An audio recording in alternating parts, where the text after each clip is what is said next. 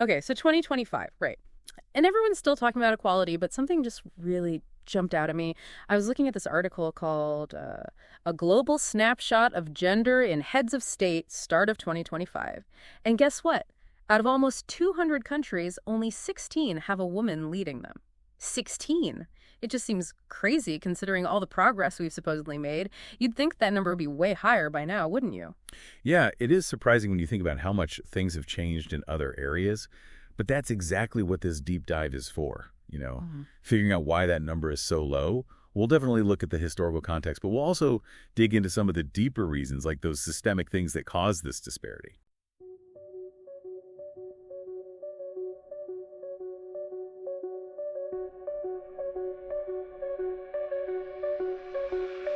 Data on the screen, numbers come alive.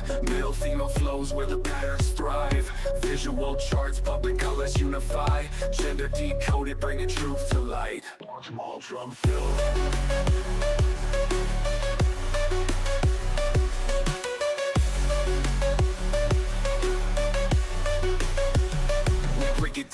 We break it down, real talk. Trends unveiling, facts from every block. Here's your insight, watch the data glide. Gender decoded, let the beats collide.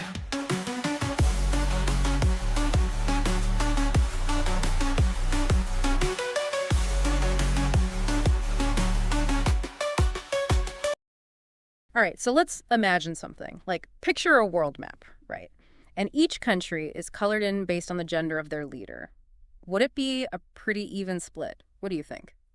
You'd think so, right? Yeah. Especially in 2025. Yeah, you'd think so. Well, today we are diving into the world of global leadership and taking a look at how that gender breakdown actually shakes out. We're going to be looking at some stats and different perspectives and even a few mind-blowing facts. I think the interesting thing is that we get to visualize this. Seeing this on a map really drives home that disparity. For sure, yeah. Out of almost 200 countries, we're starting 2025 with only 16 female heads of state. Compare that to 176 with male leaders. Yeah, that's a big difference. It is a big difference. And this isn't just about men versus women either. The map also includes places with shared leadership and even a few with disputed claims. Before we dive into all that, I'm curious about the historical context.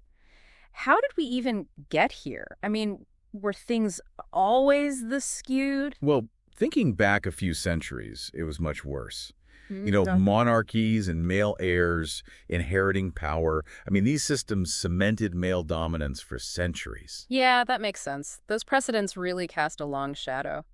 But wait, didn't we also have some really remarkable female monarchs, like, throughout history? I mean, what about people like Queen Elizabeth or Catherine the Great? Oh, yeah, absolutely. Definitely exceptions, but powerful ones. Those women really defied those norms.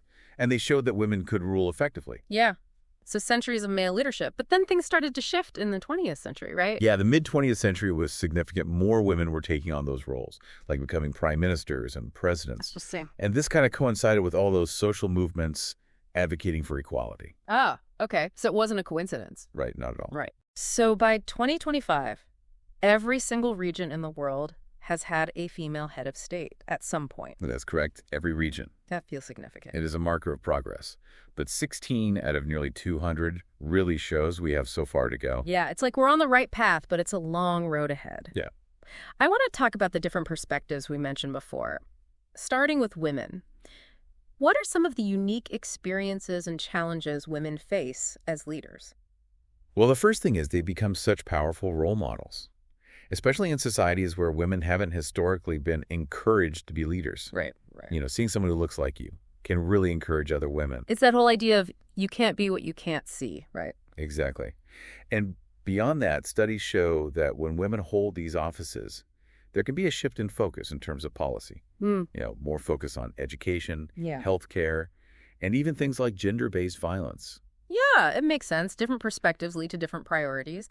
But it's not always easy, is it? I mean, they still face a lot of bias. It's true. They really do face double standards. More focus on their appearance, family life, even personality. Right. Label emotional or bossy, when those same traits in a man might be seen as strong or decisive. Yeah, definitely a reminder that there's still a lot of work to do. Okay, I want to switch gears for a moment. What factors might be contributing to the overrepresentation of men in these positions? Part of it goes back to that history we talked about. The existing power structures, the networks, funding, they all tend to be more accessible to men. So it's like a built-in advantage. Yeah, you could say that. And, there are still those cultural assumptions that link authority and masculinity. Yeah, so it's easier for them to be seen as natural leaders. Right. But it's not all doom and gloom, right? Are there signs that these attitudes are changing, even among men? Oh, definitely. That conversation around male privilege is gaining traction, and many men are starting to recognize the need for more female representation. That's good to hear. So we've talked about the historical backdrop, the 2025 picture, even those different perspectives. Now I'm ready for those mind-blowing facts you mentioned. What's the first one that jumps out at you? One of the most interesting trends is the age of the leaders. Believe it or not, some of the youngest heads of state around the world are women. Oh, wow. It seems like we're seeing a new generation rising pretty rapidly. That's pretty interesting. It really suggests that there's a generational shift happening. But what about the other end of the spectrum? Well, that's where it flips. The oldest heads of state tend to be men, probably reflecting that historical advantage and their longer careers. Do you think that's because women have more career interruptions? Could be. It shows how those systemic issues can really have lasting effects. Okay, give me another one of those mind-blowing facts. Okay, let's talk about monarchies. There are still some countries with queens, Yeah. Carrying on that long tradition. But there's a really fascinating shift happening in how these positions are passed on. Most royal lines used to favor male heirs, but in some modern ones, they've changed the laws to allow the eldest child to inherit. Wow, regardless of gender. Yes. That is a huge change. So even those age-old traditions are changing. What else is interesting? Regional patterns are always interesting. Some parts of the world really stand out, like Northern Europe and parts of South Asia. They have seen more than one female head of state over time. Interesting. It makes you think about the cultures there. Yeah. Right. It likely points to stronger women's movements and just a wider acceptance of women holding those positions. Yeah. Are there any other regional clusters that stand out? Well, Latin America has often been ahead of the curve when it comes to electing women. Okay. And what do you think is contributing to that? Hard to say for sure, but it seems like strong democratic institutions and civil societies might be playing a role, in challenging those historical patterns. That's pretty significant. We've talked a lot about heads of state, but isn't there a difference between symbolic power and executive power? You're right. The type of political system definitely plays a role. In some systems, like monarchies or parliamentary systems, the head of state role is largely ceremonial. Right. It might be easier for a woman to attain that position, whereas in presidential systems, they often face more deeply entrenched biases. That's a good point. So we've covered a lot, from those trends to regional patterns, and of course, those facts. Now I want to get to the root of it all. Why are these patterns so persistent? What are the reasons behind this imbalance? Well, that's the million-dollar question. To really unpack it, we have to look at a lot of interconnected factors. Okay, so let's start pulling on those threads. What's the first one we should look at? Well, one of the biggest ones is those sociocultural norms, especially those rooted in patriarchal structures, despite all the progress. These norms can still limit women's opportunities, especially when it comes to leadership. So even though we see more women in education, business, even politics, it's still a struggle to reach the top. Exactly. It's like that barrier's cracking, but it hasn't shattered yet. And that's where political gatekeeping comes in. Okay, you keep saying that. Can you explain what that means? What does it actually look like? Think about how leadership structures are set up, especially in political parties. You've got those networks, the traditional ways of doing things, and they often favor candidates who have, connections. And historically, those have been men. Makes sense. Women struggle to secure funding, get media coverage. They encounter stereotypes that question their abilities. So they're starting the race a few steps behind, and that's where those quotas and reforms come in, right? Yes, exactly. Some countries have those gender quotas for legislatures, and that can help, by ensuring more women are in those positions. It can indirectly help more women rise to leadership. Yeah, it's like, if you don't have a voice, you can't lead. But even with reforms, public perception still matters, doesn't it? Absolutely. Voters' attitudes can be a major factor. And unfortunately, sexism and those outdated views, they can still influence elections. Yeah, that's frustrating. But aren't there also places where female leadership is celebrated? Definitely. There are places where it's seen as progress.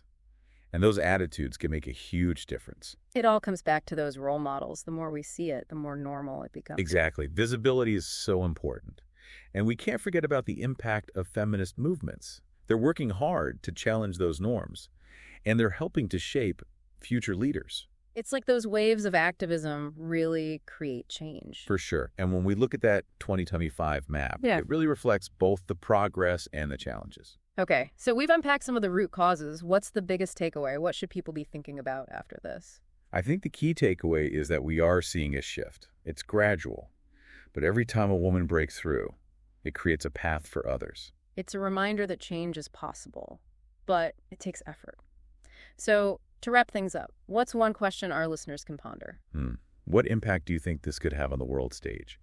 How might it change things like policy, international relations, even what it means to be a powerful leader? Yeah. Wow, those are some big questions, but that's what makes it so interesting, right? Yeah, it really makes you think about what's next. And as we wrap up, I'm thinking about how much we've covered. We had that snapshot, the history, and we really got into some deep stuff all in one deep dive. It's been a journey. And it's not just about information, right? It's about sparking curiosity. Sure. I think we did that today. Yeah. Challenged some assumptions, uncovered some trends, maybe even got people thinking about things they hadn't before. Exactly. It's been great having you on this deep dive. Thanks for having me. So to our listener, we challenge you to keep learning, keep asking those questions, and keep pushing for a future where leadership really reflects everyone. Because a world with more balanced leadership is a world that benefits everyone. And that's it for this deep dive. Thanks for joining us. And until next time, keep exploring.